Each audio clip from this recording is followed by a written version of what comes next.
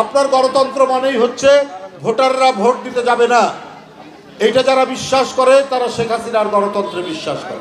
দিনের ভোট রাত্রে হবে, মিডনাইট নির্বাচন, এটা হচ্ছে শেখ হাসিনার গণতন্ত্র। শেখ হাসিনার গণতন্ত্র হচ্ছে বিরোধী দলকে নির্বাচনের সময় সবকে জেলের মধ্যে ঢুকিয়ে রাখা। উনি যে গণতন্ত্র দিয়েছিলেন তার নমুনা আমরা তো দেখেছি, ভোট কেন্দ্রে চতুষ্পদ জন্তুর বিচরণ করতে, মানুষ বা ভোটাররা সেখানে যায়নি।